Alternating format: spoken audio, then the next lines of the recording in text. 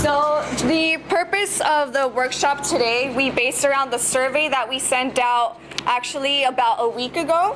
And the responses that we got back were pretty much asking, how do we build volunteer power? How do we get people to care for the issue that we're trying to push for? And so we based this workshop around a fundamental question, which is how do we build grassroots power and sustain a movement? So I'm going to introduce a little bit about ourselves, our past work, and how we really got together to do a workshop called Organize, Building Power, Cultivating Leadership, right? So I'm Cecilia. I'm a third-year de Anza student, and honestly, I feel really blessed and really privileged to be at de Anza that has an amazing infrastructure for student activism and organizing. And one of these programs that we have at de Anza is called Campus Camp Wellstone, which is a program that is nationwide, and it's run by Wellstone Action, and we basically learn how to run effective, energetic, winning political campaigns. And let's see, so after we, I think all four of us, we attended this program, and afterward we were thinking, wow, there's so much that we can do when we put our minds to it and work together, right? So we were all kind of just thrown into organizing, and I believe in fall of 2012 was when we really kind of picked it up, got the ropes of things, and Karla, Muni, and I, we worked on the Yes on Prop 30 campaign for funding for schools, and then we also worked on the Yes on D for Measure D in San Jose, which raised the minimum wage. And then after that, we won on all these things, right? So we really wanted to keep that momentum going, and we decided to tackle something that was really close to our hearts and really close to home, which was the issue of de Anza Foothill investing funds into fossil fuels and known polluters. So we worked on that campaign. We started a divestment campaign with us, some faculty members, some students, and administration. And I'm really proud to say that with our work, with our efforts, we were the first community college in the United States to divest from fossil fuels. And we're really excited about all the work that we're doing, and we really want to share how we did it and our stories, and how ordinary folks have that power to work together and get things done. So even though all these campaigns sound really different, raising money for education, raising the minimum wage in San Jose, divesting our school's funds from fossil fuels, they all had similar context, right? To accomplish any of those goals, you need other people with you, right? We can't just accomplish all that with just the four of us.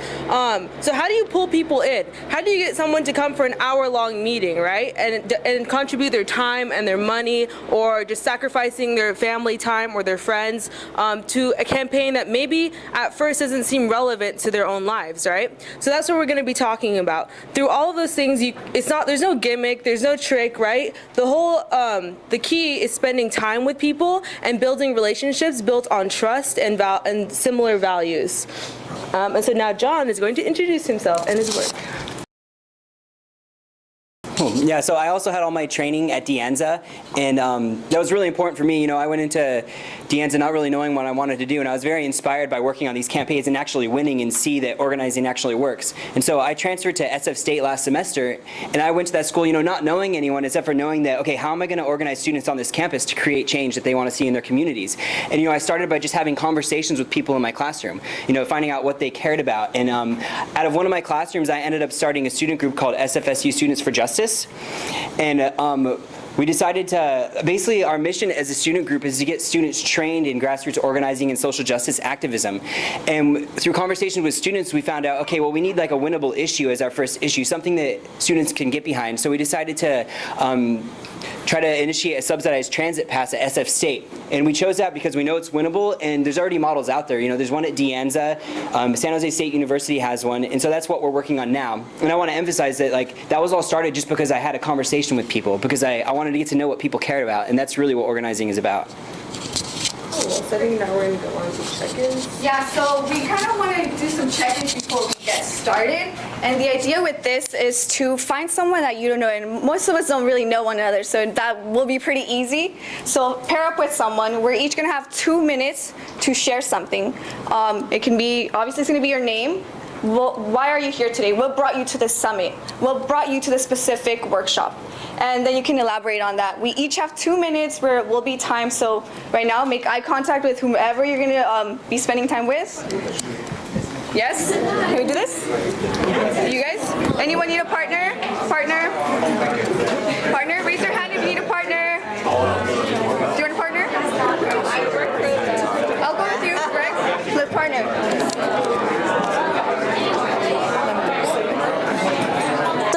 Did you get to know someone a little bit more? Are you excited to learn about someone else and their stories? Yeah. Awesome. What was one thing that somebody learned about someone else that was surprising? Any takers? I was like, oh, that's interesting. I wouldn't have guessed that. Yes, Mr. Joel. Is it Yeah. Joel? Got it. Melissa here used to work in a homeless shelter before she went to law school to work in legal aid services, where she recognized very quickly the tremendous need for affordable housing, which drove her to an interest in all of this work, where affordable housing and transportation obviously overlap. So we're really lucky to have her. It's cool. Thank you. Yes. All Over right. here is doing with the city, work with the city of San Jose, and we talked about preschool K through whatever 6, and how you get safe transit. Okay. What was your name? His name is Devin. Devin. All right. Nice to meet you guys. And Melissa. Yeah. Yeah, this is Nikki, and we realized we're both, she was an RA when she was in college, and I'm an RA, so that was kind of cool. Cool Sitting connection. a residential advisor, so you kind of like take care of the residents. Responsibility. Yeah, but she studied urban planning at Pomona, so I thought that was kind of cool. Awesome. Cool. All right. Well, thank you guys. Yeah. So, all right. So let's jump into it. So I think like in the intros and in the title of this workshop, like we use the term organizing, organized, right? So really, we want to unpack what that word means, its context, and what it means to us. So I guess I know there are some folks out here who are kind of like already involved, like community members who have been doing organizing. So can I just get some words from the crowd about, you know, like what organizing means to them, how it relates to their lives? Just anybody? What is the question again? What is organizing? Alan. Or here. Sort of herding cats. Herding cats? You know, You're just getting everyone like, come on guys, let's go. we try to get a lot of people to show up at the Sierra Club full city meetings, as an example. And so if you have sort of a target of maybe 20 people, and you can get 6 people to show up each time, Yeah. and overlap, then there's that organization sort of helps build consensus on days. Yeah. You know these other people, and you kind of connect. And, you know, even though you're not there every day. A lot of reminders. Yeah. Reminders. Yeah, a lot of following up with folks, like talking to folks. Create strong relationships Yes. between people who share concerns about particular issues. Yeah, exactly that. So I guess like from what you both of you guys said was that it's about creating those really integral, crucial relationships, and based on what you guys are trying to do, right? And ultimately getting everyone together with their shared values, common cause, and saying, you know what? Let's get out and do this. And let's see. So right now, can we pull up that chart? Yeah. So. I think in a little bit of maybe what you guys shared out with each other, we really shared a bit of our stories, right? Like of our reality as it is now. Like as folks coming into this summit, as people living in the Silicon Valley and Bay Area, we're seeing a lot of policies that are working, but at the same time, we're seeing a lot of policies that don't work, right? We're seeing the effects on real people's lives, and that's our current reality. And I think for a lot of us here, we have a vision of what our communities look like. We have this coherent, unifying vision of communities where, say, people as young as like 6 years old to like maybe 20 years old, 30 years old, 40 years old, 60, they can get around, they can go about their lives, go to work, go to school, go visit family members with that same level of ease, right? It's about accessibility and equity, but how do we get there? We have this awesome vision of people being able to go about their lives, and we have the reality that is now. So how do we shift from that reality, from that gap, to our dreams? And that is at the root of what organizing is, to push us from there to there. So one example is the Raise the Wage campaign in San Jose. So how many of you guys know about the raising of the minimum wage in San Jose to $10? Right. So that started with a student in a class in San Jose State, right? So they were taking a class on political organizing, and they said, hey, this is the issue that we're going to do for this quarter or this semester. And then afterward, they decided to continue on that work. So they saw in their own community, within the students, within their families, their parents, were all working at the reality of like $8 an hour. Sometimes people had to work multiple jobs just to get basic necessities, right? And they saw the struggle, the stress that put on, the health concerns on their community. So they saw that their dream was that people can work at a minimum wage job and still be able to have free time for their family, still be able to go to school maybe and afford those needs like transportation, rent, food in San Jose, where the cost of living is really high. So what was the gap between those things? What were some of the things that they had to do in order to achieve that dream? Well, at the basis of that was building that relationship, first out of the classroom, and then with the workers of San Jose. They worked with the labor unions. They worked with mothers, fathers, so just building those conversations. Yeah. And then for organizing the work that we've been doing, a lot of it is based on the work and the politics of Paul Wellstone, who was a senator who ran in 1990. And before that, he was a political science professor in Minnesota.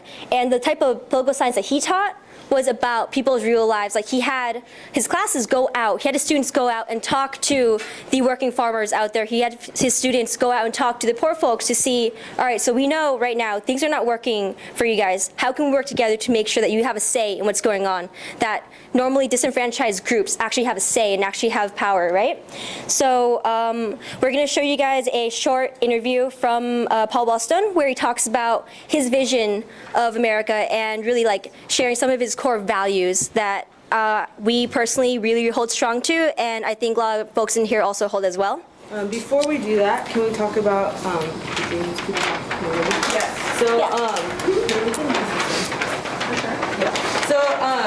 So I know a lot of people here have worked on multiple issues. So what are some of the realities that you guys have seen in your own communities, maybe? Yes. One reality I've seen: people expect you to do it for them. They're not willing to do whatever it takes to improve their own quality of life. So taking on like that responsibility, maybe, if you care about something. You're expecting. So people expect you to take it for them. So struggling to do all the work, kind of, right? Not so much struggling to do all the work. Having people expectation pass that up to you. Okay. Kinda Okay. like Congress. So should I write? It's like we're not taking initiative. Yeah. Do you want to do it? Yeah. Do you want to use the other marker? All right. Yeah, do you think at the root of that is maybe some level feeling of like powerlessness, right? Being disempowered and thinking, yeah, so I'm a young person, I'm working full time, part of the class. How can I make a difference, right? I can sign a petition, but really how? Like, and then just hoping that someone else can come along and really do that work, right? Also, just to share one experience I had recently. This one gentleman I spoke with came from a country in which talking to the government gets you killed. Okay, we're recording so we have to use the mic. Sorry, that's why we're awkwardly doing And this. so what was so what did you gain from that experience? What I gained from that experience was I had to consider that, never mind the fact that not everybody was born in this country, some people may have come from countries in which any engagement with government can be very dangerous. All right. So I people. have to be a little bit more sensitive to that. So when you're working with lots of people, you have to be sensitive to the fact that some people have different levels of experience and different levels of comfort when it comes to putting themselves out there. Yes. Yeah. All right. Are there any other experiences with the realities? Yes, sir. Just a disconnect between the actual outcome of things politically and the will of the people. Okay. So how can we word that? What was that? Can you repeat that? Sorry. Just the disconnect between the will of the people and the actual outcome of things. Okay, so we're just going to ram it down your throat whether you like it or not. So in terms of like strategy, right, and how we're talking about the issue, whether it's more forcefully or more of a like wide discussion. Well, yeah, but I mean, in my area, you know, there's neighborhoods that people don't want things destroyed or built, and it's just, we don't care what you think, you're going to get it like it or not. So that's like a higher power, right? So these people feel like they have no say in like what's happening in their communities. Exactly. Then. Yeah. Okay. So. So maybe the amount of power. Amount of power. Yeah, definitely like the amount of power and also like the lack of accountability of people in like the governance roles, right? The leadership roles. Exactly. It's that whole thing where like right now it seems like folks aren't accountable. They don't even know who we are, but they're coming in here and telling you guys, we need to build this highway, we need to build all these things. Yeah, like it or not. Okay. Does anyone else want to contribute?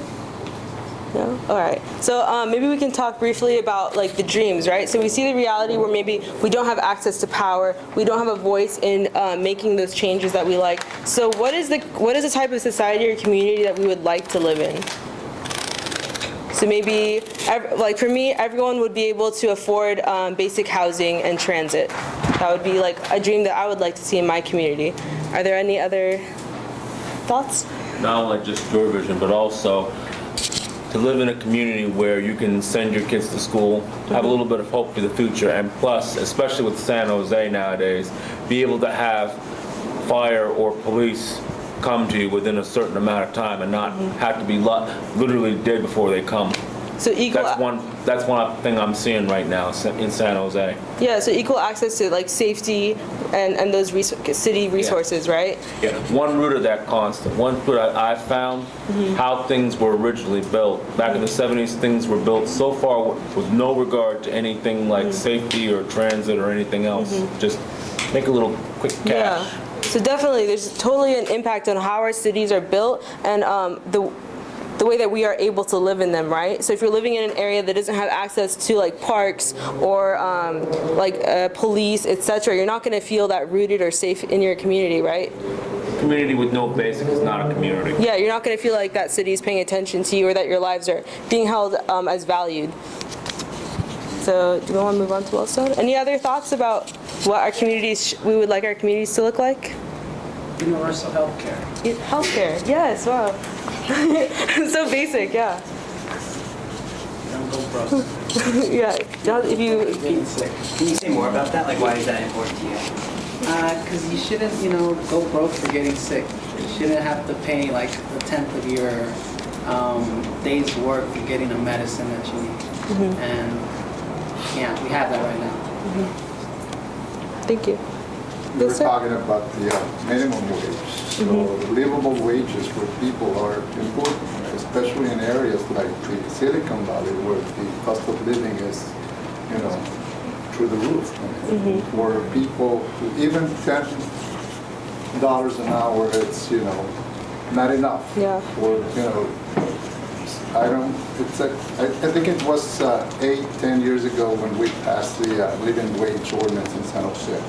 Back then, the studies show that a family of four in Silicon Valley, in order to just, make it the essentials, and just one person working in the family needed $16 an hour.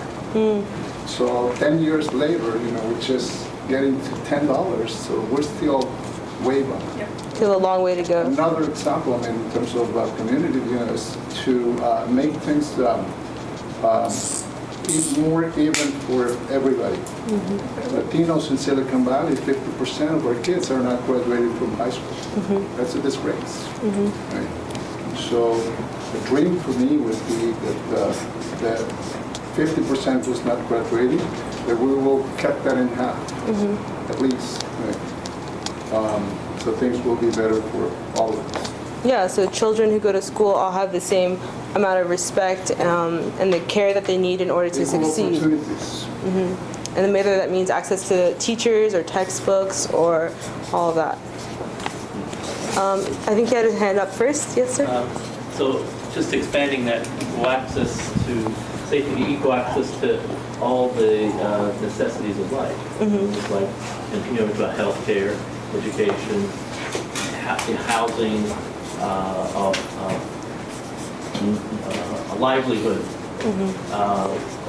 that goes to like a job or doesn't necessarily have to be a job. Something. Yeah. Being a way to make it. Yeah, of course. Do you have that? Yeah. Maybe like platforms for authentic, genuine participation.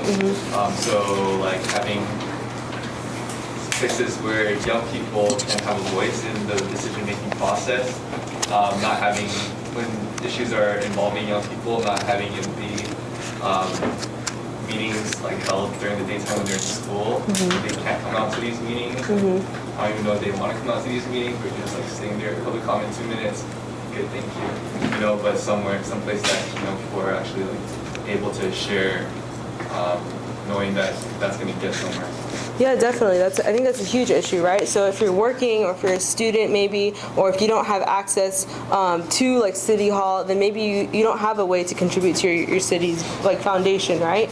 That's definitely like a huge issue. Is there, Joe?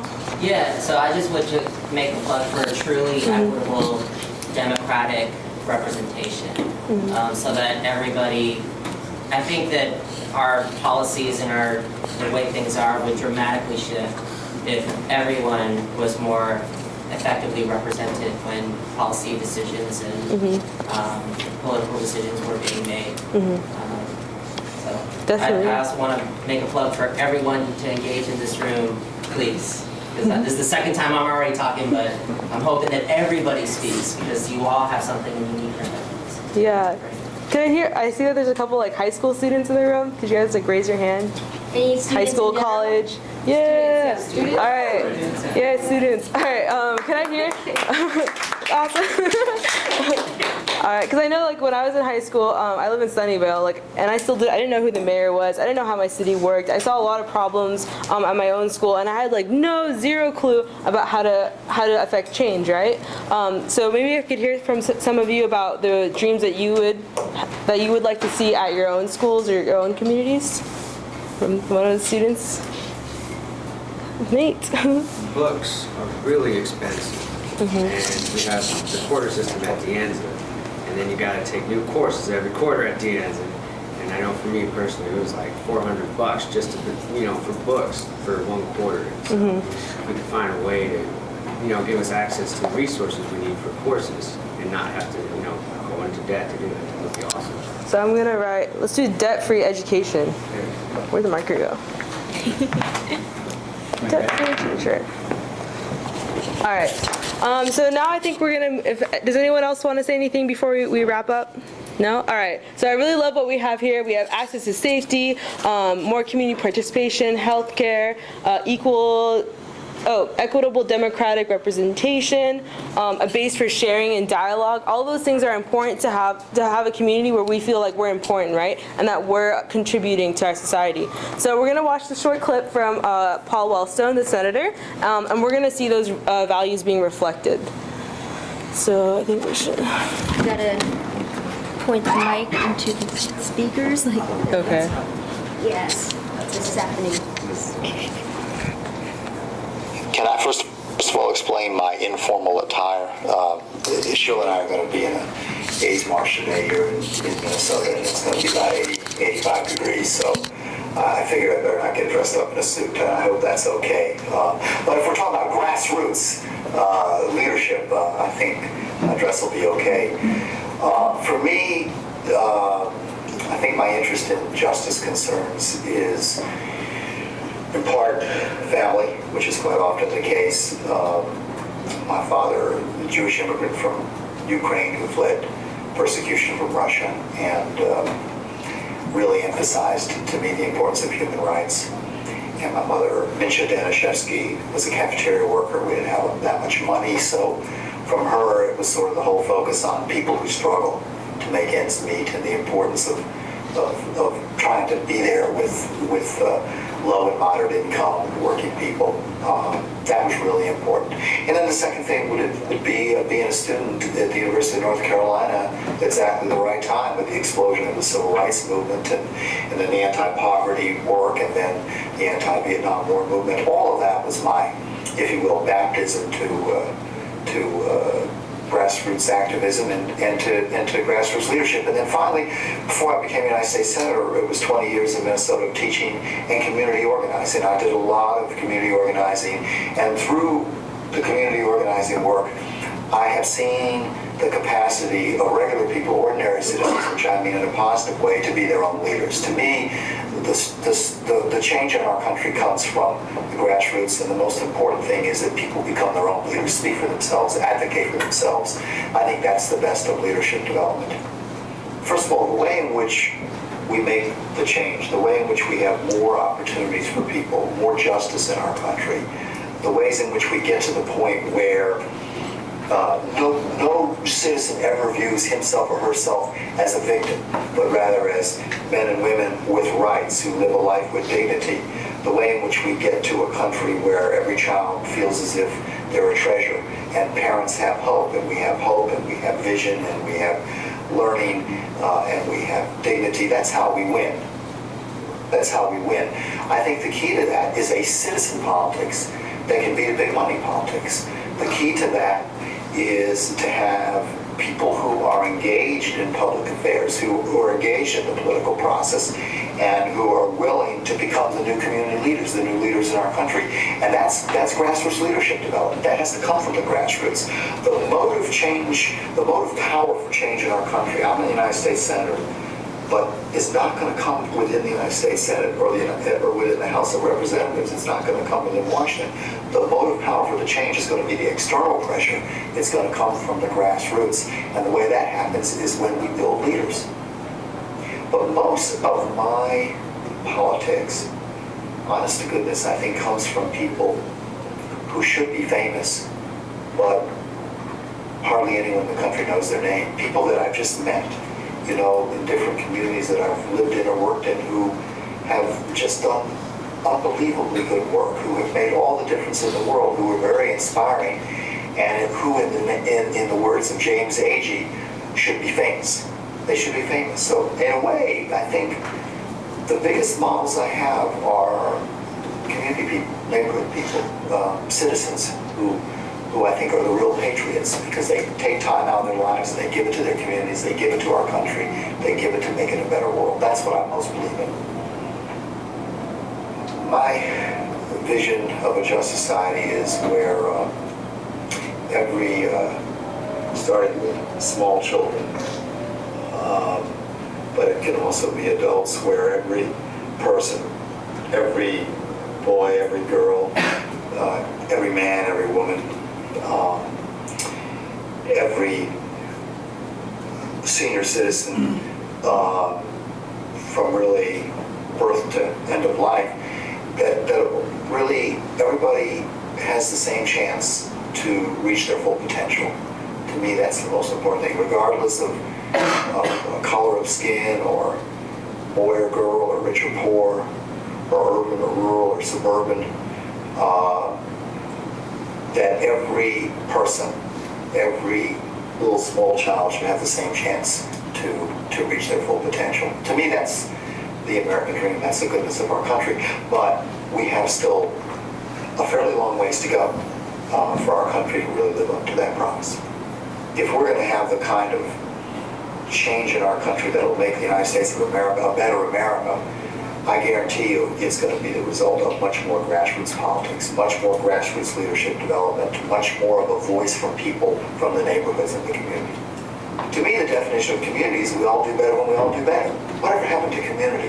I think we need to get our values out there. I think we have to have an exciting, bold agenda out there. And then I think we need to do a better job of doing the grassroots organizing and building our leadership.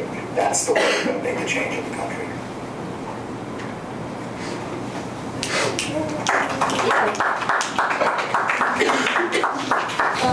So that was called Wellstone. And I guess for like a little bit of background, when he ran for Senate, he was going up against incumbent Rudy Boschwitz, who had a lot of money.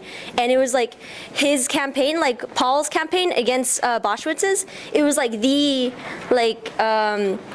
I guess like poster boy for like David versus Goliath, someone who has a lot of values, but not that much money, versus someone who has a lot of money to spend on like media campaigns, mailing out, right? So Paul won because he cared about people, he cared about going to where people lived and worked and studied, and really asking them, hey, like, what do you guys care about? What do you guys think should be done? Well, I think you have as much of a say as anyone else who has that much money, so let's go and do this. So I guess in this video, what are some of the values or some of the things he said that resonated with you all? Yeah? When he talked about change doesn't come from within Washington, it comes from outside Washington. I think that's something we've all been hearing for 6 years now. And it kind of, at least for me for a long time, was really like, I get it, like Congress, you know, whatever. But I think I've discovered recently how true that is, and which is that like we actually have to force our political representation, whether it's Congress people or the president or city council or, you know, at any level, we actually have to, we, the grassroots people, have to force them to take certain issues. They're not taking the right side on issues just on their own. That really spoke to me. Yeah. I mean, honestly, when was the last time you heard a senator speaking that way, right? I think it's super critical that, I know Cecilia, at first he's kind of talking about small children and elderly and good things, and we don't hear that anymore in politics, really, right? So I think that's what's really critical, is talking about those dreams and realizing them makes us just that closer to bringing them into reality, right? So one phrase that he said is, "But we all do better when we all do better." So I just want to see, does anyone have any reactions to that statement or any thoughts? It's true. That truth only begins with the individual. You can't sitting on the sidelines and not going to do anything. So participatory democracy, right? Right. So we really hold those values dear to us, right? The dignity of all people, the goodness of our community, and realizing that those dreams are the things that we should be working on for these grassroots campaigns. So I think. So one of the most critical aspects is whether you win, you lose, or you tie or draw in a campaign, who are you bringing with you, right? What communities do you have at your back? So Paul Wellstone, during his campaigns, he talked to, what he did was, he couldn't individually go through all of Minnesota, right, and speak to every group. So he'd be like, oh, there's a large Somali immigrant community here. I'm going to have one person, I'm going to train them, I'm going to speak with them, he's going to help me out, right? So one of the most important things is, like, if I don't come from this community, how can I still realize their dreams, right? If I'm going to fight for justice and have a dream that represents everyone. So one example that we had during our divestment campaign was we could have easily just had the 4 or 5 of us, right, go to the administration and be like, this is something that we want to do. This is a strategy we're going to use. So can you guys please do this? But what we did instead is we spent a significant amount of time on campus doing classroom presentations, doing surveys, talking one-on-one with students. And from that, we had a much larger campaign, right? We had our 2 campuses, Anza and Foothill, pass the initiative. And we also, right now, have teachers working on a new graduation component that's going to include global citizenship, which is going to have environmental sustainability. So that's just one aspect where if we hadn't done the importance of speaking with others, we wouldn't have had such a great outcome at the end. I want to add a bit about this divestment campaign because it was really crucial that we definitely outreach to other students. We didn't only work with students, we worked with faculty and staff. We needed to get the word out there. Hey, you know, we're a couple of 5 students who want to divest. We want Anza and Foothill as well to really say, yeah, we're going to commit to environmental sustainability. And so we really did a lot of tabling, we did a lot of surveys, we had a lot of dialogues with people. And through this, we encountered that we had accountability. We were walking around campus and we were like, hey, are you guys still doing the 350 campaign? And they were like, yeah, we are, you know, and even to this day, now that we've passed and we're the first community colleges to have divested from fossil fuels, we're still involved in this campaign. We're still going out and talking to people and sharing with other colleges what we have done, right? Because the movement doesn't stop there. We can't just say, hey, here at the Anza, this is what we just did, you know, and we're just going to end it here. No, we have to go to other colleges, communicate with other students and other faculty and staff and let them know, you know, this is what we did and you can do it. And this is how we did and maybe this is how you might be able to do it. So it's continuing that dialogue and not letting the momentum stop there. So one of the most important ways that we did this is through one-on-one conversations, which John is going to help train you on right now.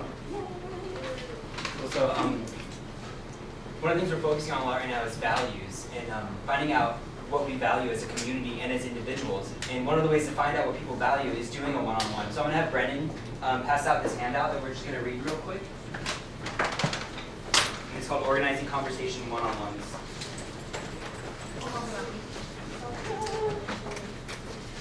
Oh, yeah. We don't have enough for everyone, so if you could share with the person next to you, that would be awesome. We were not expecting the same, which is great. We're seeing everybody here. It's amazing to be in a room full of people who, you know, are passionate about something, want to make a difference. It's a good vibe in here, so thank you. So I guess we could use popcorn, just switch off. If someone wants to go ahead and start reading what while they're passing them around.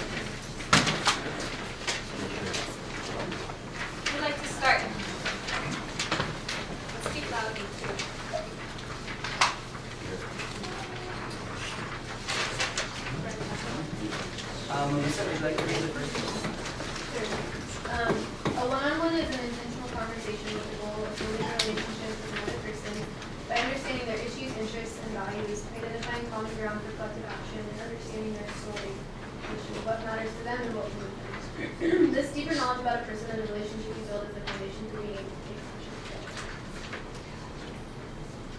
What else want to take up from there? Me? I don't know. While we're happy to do one-on-ones with everybody, it isn't practical.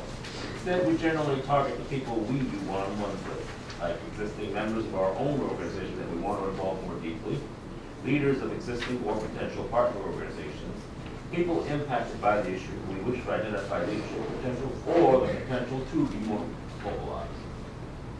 And also, if you have any questions while we're reading over this, just go ahead and raise your hand or just start speaking. During a one-on-one, the job of the organizer is to ask questions that allow you, a person, to open up and connect with the organizer, the issue, or the campaign. This is not an interview, nor is it therapy.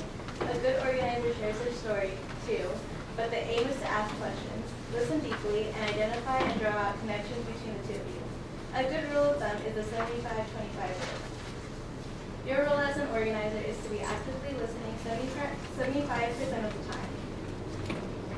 You can ask someone to do one-on-one with you as it relates to the campaign or organizations you're working with. Example, we're working on this campaign and I'd like to sit down with you sometime soon to learn more about you and your organization and explore whether there are any opportunities to work together. It's also fine to simply set up a time to get to know someone better. You may want to start with some factual questions like where did you grow up, do you have a family, where do you work, which should quickly transition into open-ended questions that will lead to conversation. So if you start with did you grow up around here, you could follow up with so what's it like to still be in the same place you lived as a child? One-on-ones involve making time to sit down with the person. One-on-ones can be as short as 10 to 15 minutes, but some of the best connections come out of much longer ones.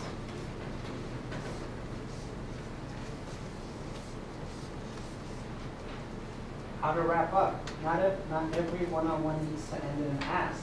If there is a clear desire to get involved, or if there is leadership you wish to test, make an ask. You think there may be something there, but aren't sure what it is yet. Reaffirm the connections that were established and promise to give it some thought and circle back. And then really do this.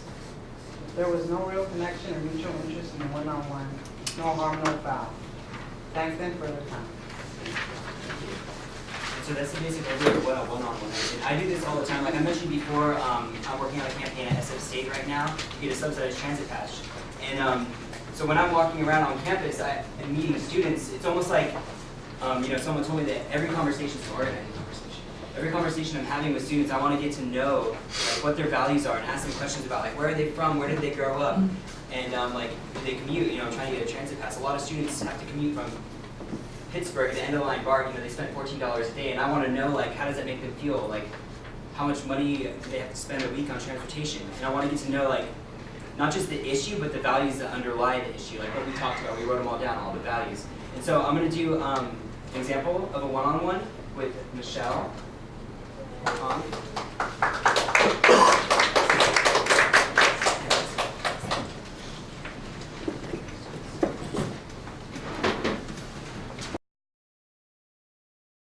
So the setup of this is basically, I'm trying to get Michelle to join my campaign by finding about like what she's doing, the things that she's working on. How are you doing, Michelle? Great. Yeah. So what brings you to the summit? Like, why did you decide to come today? Well, I'm from the Youth Commission at San Francisco, and right now we're working on a Free Meeting for Youth campaign. We achieved the pilot program, but we would really like to expand it and make it permanent and include 18-year-old seniors in high school. So it's like I'm here to gather feedback and how the county and the Bay Area in general is working to preservation. That's awesome. And how did you go about building that and making that campaign a success? Well, we noticed that uni fares were going up really, really quickly. It doubled the amount in a couple of years. And when youth identified this, they started organizing on their own in a lot of community-based organizations. but it wasn't, not everyone was together on the same front working together. And the youth commission also noticed this, and they all these community members all met at this meeting, and that's when they really found out about each other and that they're all working towards the same common goal. And then we formed a coalition, and that's how everyone got in together working on something. That's awesome. And how does that issue affect you? Like, why did you decide that that was something that you wanted to be a part of? Well, I'm also a low-income youth. I'm in high school, and a lot of low-income families actually can't afford the rising fare of uni, and it was really, really hard on them because one uni pass for a child is $33, and a lot of families have multiple children, and the money just adds up every month.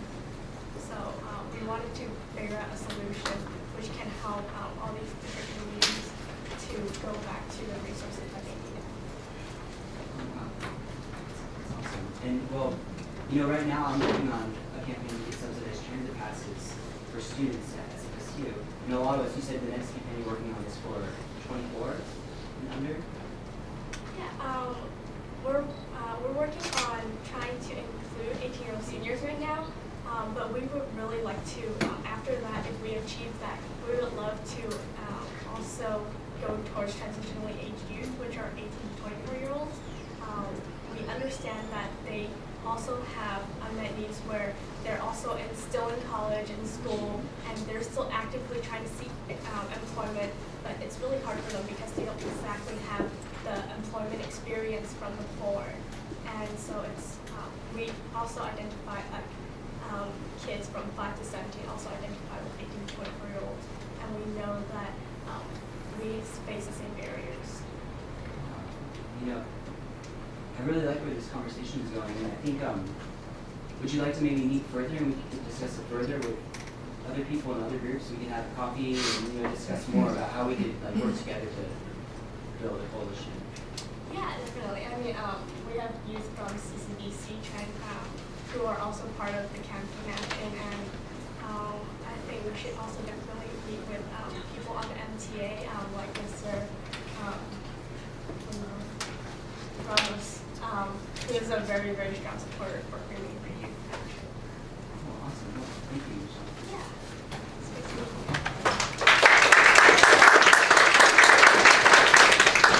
So, while I was doing that, I was just thinking it's kind of cool because I haven't actually really had a one-on-one with Michelle yet. I've met her before, and we talked about coming here, and I am actually working on this campaign, and she is actually, working on a similar campaign. So this is something that, I actually do want to meet with her in the future so we can work together. And so that was really that was actually a one-on-one that was really happening. It wasn't really acted out because, we need to work together to bring our campaigns together. And I guess, are there any questions before I go on? Are there any questions about the process or what do you think worked well in that conversation? I guess looking on the worksheet that we have, what things did John ask that really sparked that conversation to really dig deeper into what she cared about, the stories that she has of not only her own story, but the stories of people she's working with, and the values, the core values. What do you guys think? We really stick with the 75-25% core commitment. We really listen to what she had to say. Yeah, any other thoughts? What are things that John did well? Looking on our worksheet. Well, you spoke about your issue after you listened to her and you were able to connect it. You were like, I heard you say that, you're trying to use older students, and then that kind of related directly to what you were talking about. So that was a good time, and you didn't just jump in oh, well, I'm doing this, and you kind of connected it. Yeah, that's a critical aspect of doing one-on-ones, right? Because have you guys ever encountered people who do Greenpeace or are trying to get you to sign petitions? So a lot of times they're just having an issue up front. They're like, do this, it's important. And you're like, I have no idea what this is. I'm trying to go to class. You don't have the mindset and you don't have the connection, right? Whereas if you listen to someone's story, you can be like, oh, well, what I'm working on has this value to you, this value to you.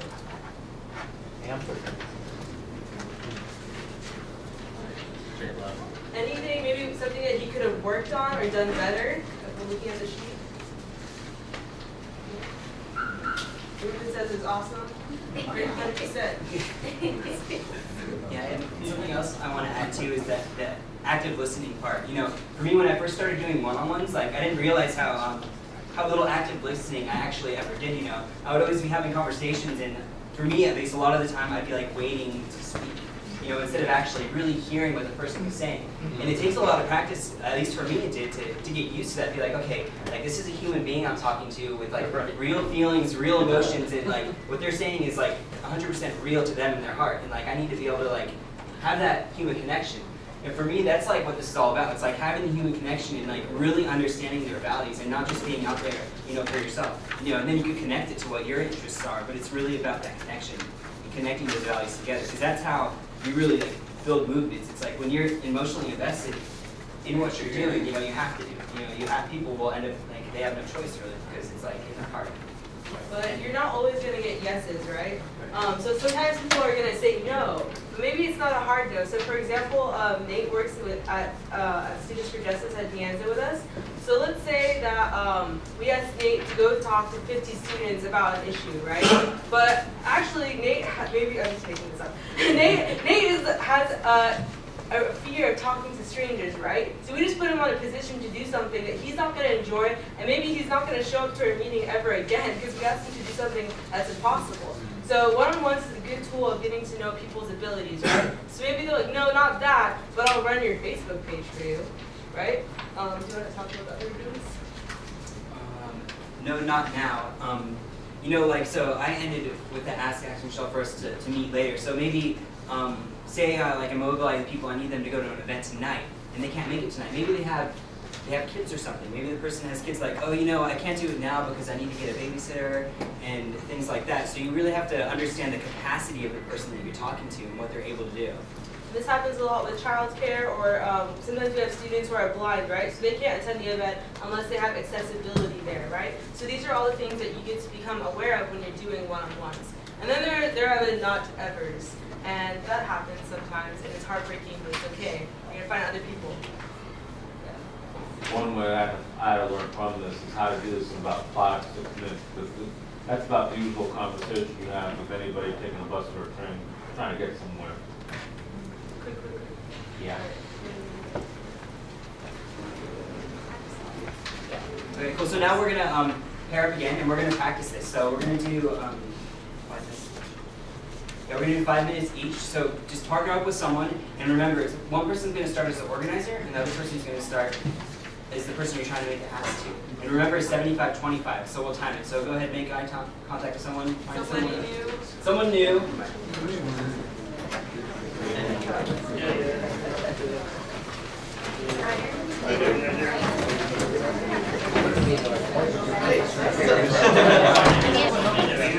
Alright.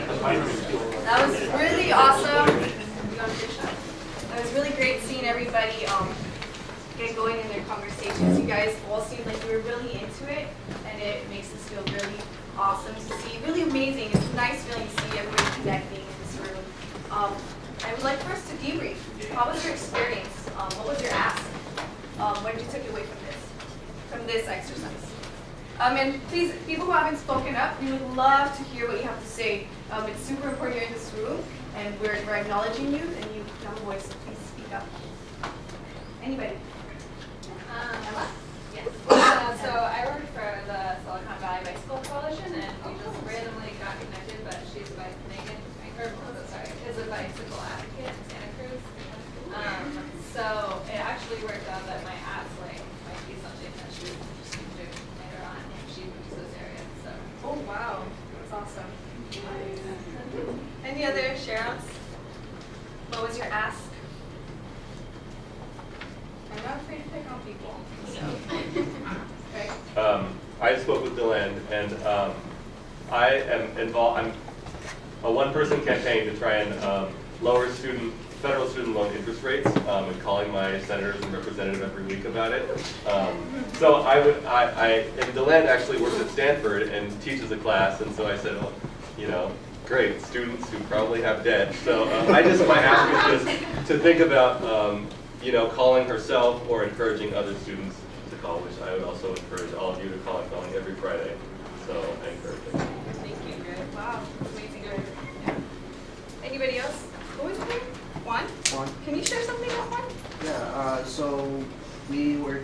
talked about redevelopment in cities and kind of how to walk to places, how to get access to different transportation stuff. And YUCA I'm part of YUCA, Youth United for Community Action. We're actually working on What was that again? YUCA, Youth United for Community Action. We're actually working on redeveloping or revamping the general plan for our city, which is a general plan is a rule book, kind of how to construct things within the city for the next 10 to 20 years.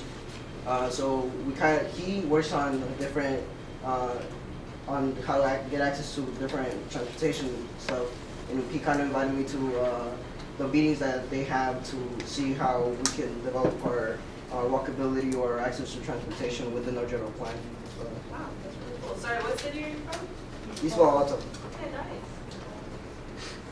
Any other share outs? What was your ask? At least one more. One. What's your name right there? Gabriel. Gabriel, can you share something out with the group, please? We were talking about how our organization was trying to get free meeting classes for you. All right. Did you do an ask of her? She did the ask of trying to join her group, or? We didn't get to that point because we were trying to. Oh, you got so involved in it, right? Yeah. She's so passionate. Speaking of. We were talking about like trajectory plans and stuff. That's great. Yeah, no, it's awesome that you got really into the conversations. We really noticed that.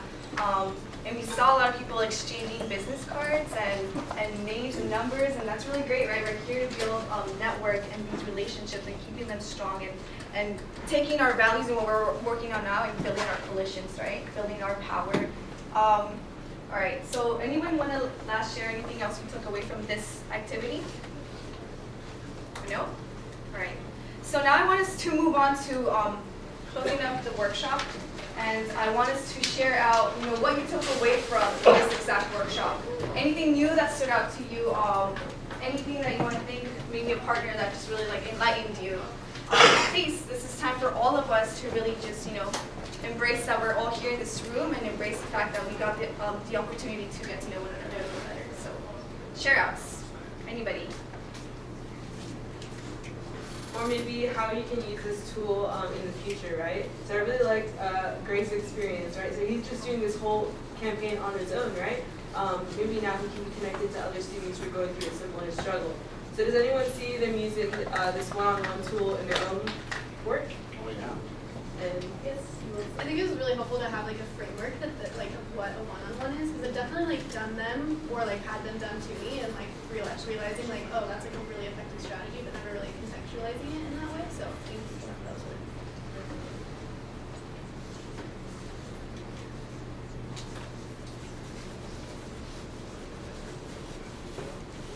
No more share outs?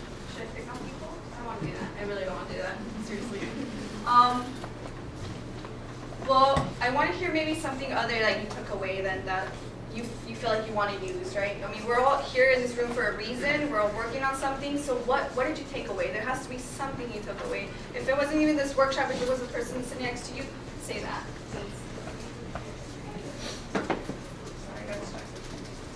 We found out, when Stan and I talked, we found out certain things that we have in common, right? And that interest both of us.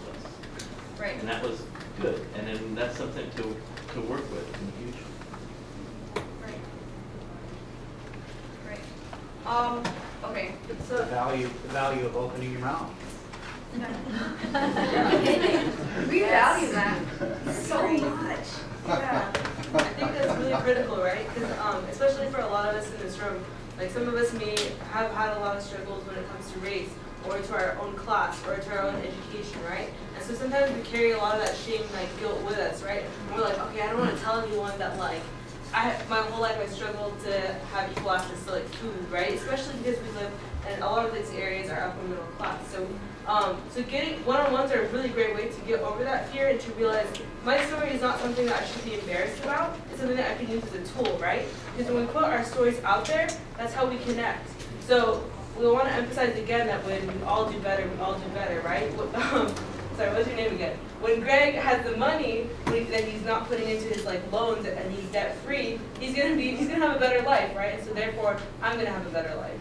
Enrique, did you want to say something? Yeah, just to answer your question, my takeaway from watching the video and the dynamics from the presenters and also with my partner is that as an organizer, you don't want to be on the defensive and essentially project your ideology onto another person because from seeing the way you're spelling out how we get to the victory, you really do have to get others to buy into your mission and to make it their own. So it's kind of a matter of stepping back and figuring out how people can contribute to your process without you dictating what they should do. Sometimes we do get lost in the goals, and something that our mentor always says is that people either come for the politics and stay for the love, or they come for the love and stay for the politics, right? So everyone's going to come into your organizing for different reasons, whether it's because they found a connection and they're like, I love being with this person because this person understands me and we're going to accomplish stuff together, or they're like someone who comes in and says, I want to get this, this, and this, and they're like, whoa, like all these other people are really great people that I want to have around me, right? So that's something we wanted to emphasize. And then I guess to go off of what you said, you bring up a really good point. When we're doing a lot of work involving like policy, involving like really figuring out like budgets and all of that, it's really important to remember that the job of an ally isn't to go into community and tell them, this is what I think you need, this is what I've studied, I've done these reports, this research, you need this to succeed, right? It's about really letting people know that, all right, so you have this much dignity and respect that we all deserve, so let's figure out how you can grow as a leader in your own capacity and grow as a leader for yourself, and that honestly the people who are going through, like people who are suffering because as a result of these policies, they know the solutions to all these things. It's just a matter of allowing them opportunity to speak up, to cultivate that leadership. And I hope a lot of what we're doing is building on top of that. And I guess right now I would move on to, I guess, discussing like any goals that people may have now. That after like listen to us talk about you know, about what organizing is, listening to each other's stories and narratives, if anyone suddenly has like these new goals and these ideas of, yes, now I think I'm one step closer to doing this, or I really want to commit myself to getting myself more out there, talking and speaking up. And does anyone have something kind of like that that they would really like to share out? Because I think that's like a really awesome part of that, like being brave, being like taking that little bit of chance of putting yourself out there. Because there's probably folks in this room who also are feeling that same little doubt, but hearing someone else speak up, that can be like a little tipping point for empowering yourselves. Yeah? The one-on-ones, I just know that I feel more empowered to, because if we got something that's worth saying, like you said, if we can influence others just by opening up our mouth, using this one-on-one tool, I feel that I need to do more of it. I need to get out there and just start talking to people, because yeah, it's a little scary, and yeah, it takes a little bit of courage.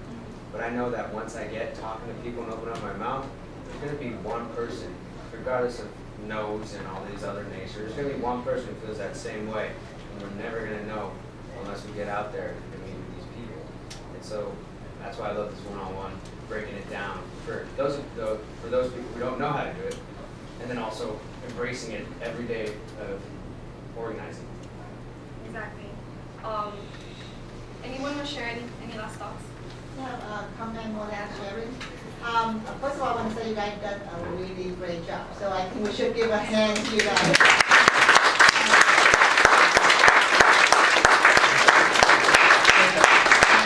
I've been doing community organizing for over 20 years. I wasn't that old, but I think in my whole life, over 10,000 one-on-one. I was impressed when I first sit down and then combine and introduce himself. Despite the fact I've been doing a one-on-one that many, I'm still an anti-social person. But I think one-on-one is a very important key for community organizing. And you make a long, I would say, the milestone you have that one-on-one, you have that relationship out there. It lasts you a long way. Even when you send an email, say, remember when we talk about this, they have your face-to-face together. It's go a long way. Versus sometimes you email all the time, you don't know that person, and maybe at this network you say, oh, I met you there before. One other thing I want to just add up, and you probably did that already too, is you just spend about 2 or 3 minutes at the beginning of every one-on-one, maybe your first one, know a little about the other person personal, not totally personal, like Nikki, I know she the URA and Cal Party, she knows even about me. So next time when you say hi to her again, say, how's your school, how your children doing? That's really go a long way, and I'm still learning that age now. I usually skip that 2 or 3 minutes, but I think that those 2 or 3 minutes at the beginning is very important. Everyone on one conversation. Again, you guys did a really good job today. Thank you. Any other last comments? Okay, I'm from Los Angeles, and I deal a lot with people that don't speak English. So I have people, I do similar exercise I do with found objects. And I do have people play and build, and communicate that way. Because when people play and build, they're a little more comfortable, they don't have to talk, and they build their values. And it's really quick to get people on the same page. And I'll do it on a street corner in East LA or South LA. People just come together and start conversing just by building and having a good time. And then they don't even know they're organized. They just come together and start talking about it, building their issues. So it's a different way to communicate. Yeah, that's good strategy. Thank you for sharing. Any other? James is having a session later today, actually. 3:30, just over here on his strategies as well. At what time? 3:30. Any other comments, thoughts? I don't want to sound like an old person, but I'm an old man. I'm 62. I made 2 things. One is that it's very rewarding to see, as a committee organizer, it's always rewarding to me to see young people with so much, that shows so much commitment and enthusiasm about organizing. I think that, for organizing, one-on-ones is where organizing really begins. Because if you skip this step, you will never really get to connect with the person or the community or the issues that are important to people. And so it may be, basic, but it's a step that you cannot skip. So for people who are thinking about, making a career or a life of being organizers, this is a step that we all need to respect and take. Any others? We're kind of short on time. Yeah, you guys asked about what commitments or tweaks one is going to make. I think for myself, to definitely incorporate more conversations into my work plan and to get others to help me with my work. What kind of conversations? I'm organizing with Luna, which is a grassroots movement starting in Silicon Valley to empower Latinos to be more involved in the civic process. We need to talk.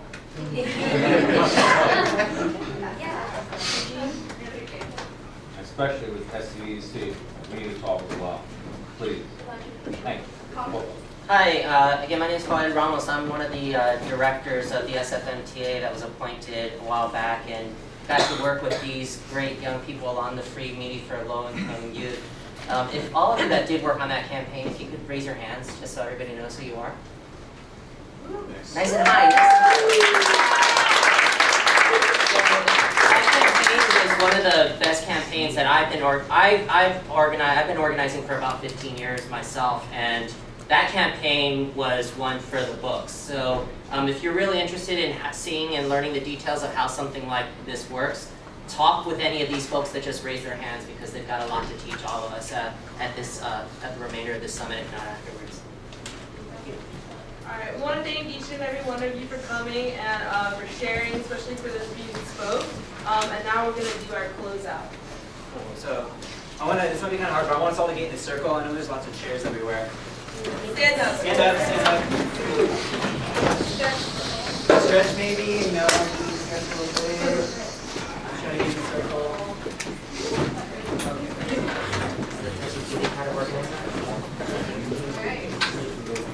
First I want to, is anyone familiar with the Unity clap?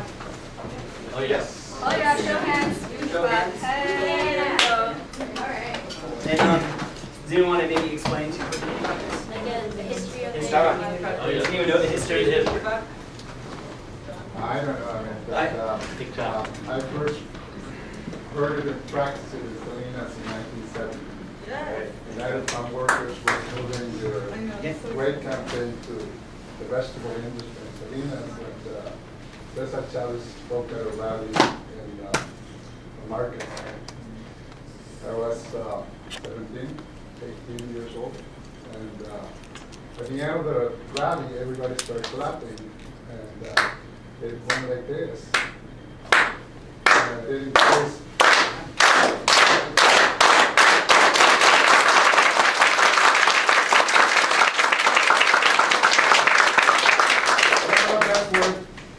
But that's what I heard the first. Yeah, that is. So there's one more thing I want to add to that. So that's exactly what I was going to say. Pretty much, that's awesome that we got to hear that story right now. So, and something that they added to the end of the Unity clap was because the reason was they wanted to bridge the communication between the Latino farm workers and the Filipino farm workers. And one of the things that they pulled out of from Filipino culture was at the end of the clap, it would speed up really fast, and at the very end, everyone would stop and then bring it back together. So I want us all to try that right now. Yeah, it symbolizes unity. Cause so like it starts slow, because like movements, they start slow, right? And they build up, and they get really, really fast, and then it comes together. And there's the unity. Here it comes. You guys ready? You ready? Someone want to lead it? Someone want to lead it? I think you did a great job. The young generation should lead it.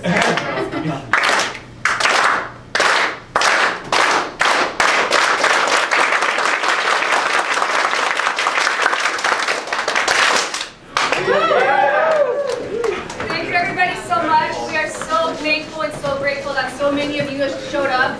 We will be right here if you have any questions for us, want to get contact info. Please remember to network and I don't know you. get everyone's contact info. Thanks so much.